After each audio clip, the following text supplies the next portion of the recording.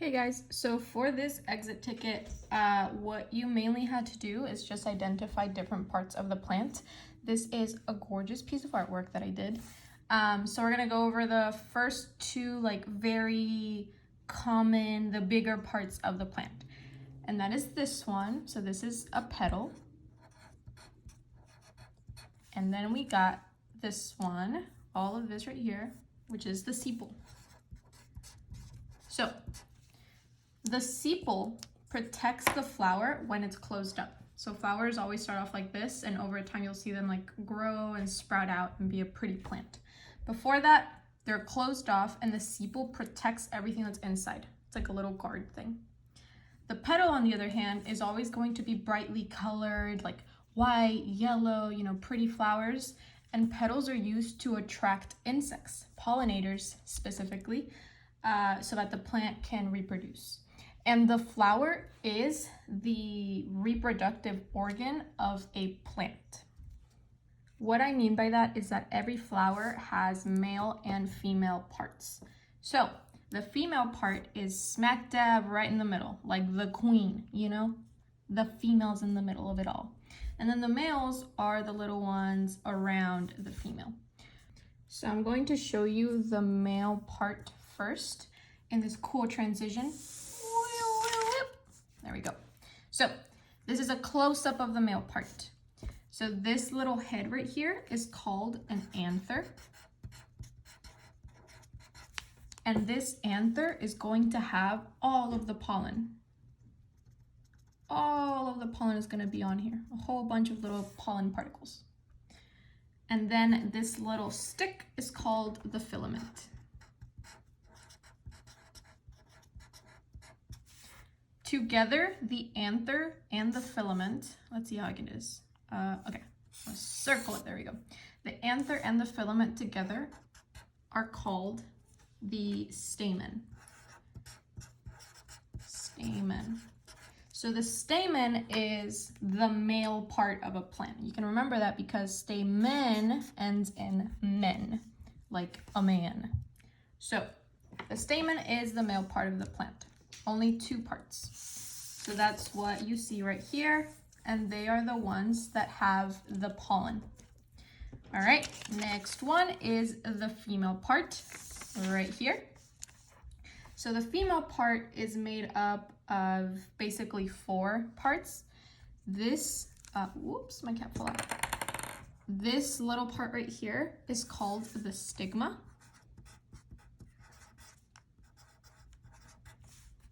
The stigma is where when this pollen gets flown out by the wind and it travels and boop, it lands right here. So the stigma is somewhat sticky to the pollen. So once the pollen gets right here, there's a little tube down here. It goes all the way over here. This little tube is called the style. Kind of like a smartphone style, like a little pen that you use to draw on your smart screen. So this style has a little hole right here and the pollen can travel all the way down here. Once it gets down here, this whole thing is called an ovary. So we learned from our reproductive system unit that an ovary is what produces your gametes. So like your egg cells. So the ovary. Within the ovary, you have your gametes, which are these little dots right here. So those gametes are called ovules in plants. So let's go over it again. You have your stigma, which is a little sticky surface where the pollen sticks, and then it travels down the style into the ovary, and then it goes inside here. So this little pollen particle will fertilize one of these ovules. So the pollen is like the sperm and the ovule is like the egg cell. So the sperm and the egg cell will fertilize together and then they will make a seed. And that is how plants reproduce.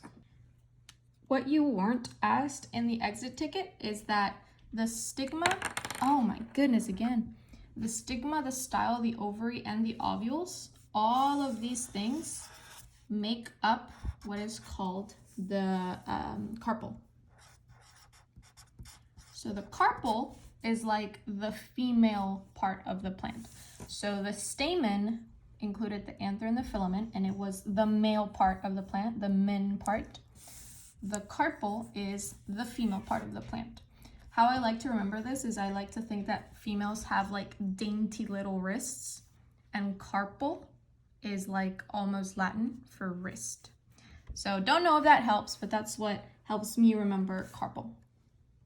So I went outside and I stole some roses from this rose bush. When you are studying plant anatomy, which is what you guys are doing with these things right here, they always show you this plant because it is the easiest plant to study, or flower. Typically it's a hibiscus flower, but these structures exist in most common simple flowers. So a rose also has these structures, they just look a little different. This is a little thorny, so I have to be careful, but you can obviously see the petals. All of these petals are used to attract insects that can pollinate the flower. And right here you can see the sepal. So before this rose bloomed, these little green sepals were the ones that were kind of hugging everything and protecting the plant. All right, so what I've done now is I kind of folded down all of the petals and exposed all of these little things on the rose. All right, so do you see that little head right there with this little stick? There's a lot of them. All of these are the male parts of the plant, what we saw in this picture right here. So this head is right there, and then the little stick is holding it up. So the little head is the anther, the little stick is the filament. That is the male part of the plant. So here I've removed one of them from the rose plant. You can see the head and you can see the little filament. So let me put it down, or not, that's fine. So there's a picture and you can see that it's very similar to the actual little piece. So you can see on the very tippity top of this, there's a little head. That's where all of the rose pollen is. And then that's the little stick holding everything up. And that is the male part of the plant called the stamen, the anther and the filament together. So what I've just done is I removed all of the stamen, the male part of the plant, all of the anthers and the filaments. You can see there's a murder scene over here so that I could just reveal the carpel part of the plant, the female part. So different flowers have different numbers of carpels. So for example, the flower that you guys are studying only had one stigma, style, and ovary, but roses have a whole bunch of them. So you can see that each one of these little sticks that I'm pulling out right there is a stigma and a style. So there's a bunch of them in here. And each one of these has its own ovary, and the ovary is found inside of this green thing. So this is the female part of the plant. The stigma is where my pollen, that is from my anther, that is in focus right now apparently, where the pollen will come in and stick to it at the very top of that yellow little thing, and it will go down the little tube of these little structures right here. So now what I've done is I cut all of this flower in half so that you could see how the female part, again the carpel, the stigma, the style, and then the ovaries, because this plant has many ovaries, or this flower does, are seen. So if you see these little balls right here, there's like one right there, there's one right here, there's another right there. All of those are individual ovaries. Like I said, this plant has a lot, excuse me, of the stigma and the style, and each one will lead to a different ovary. So this one right here will lead to one of these, whichever one that is. Oh, one fell out. So inside those ovaries are the ovules, or the little seeds. Once the pollen comes through here, down in there, and goes into the ovary, it will fertilize an ovule or an egg, and it will make a seed so that we can get more of these beautiful, very thorny flowers. Lastly, on the exit ticket, I did see a lot of confusion about the ovary and the ovules. So the ovary is what houses the ovules. The ovules are what becomes the seed of the plant once it's fertilized. The ovary is like the safe place for these little ovules to stay in.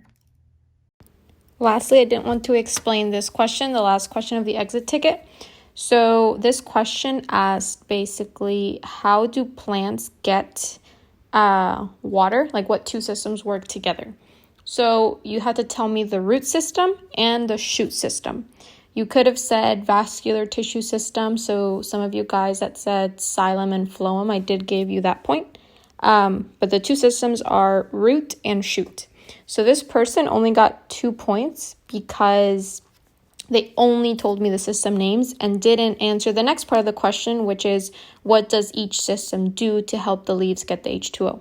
So to get the last 2 points, you had to tell me the root system absorbs the water from the soil. The shoot system helps deliver that water to the leaves to do photosynthesis. And that was it. So if you have any questions about any other parts of this exit ticket that I didn't address, let me know.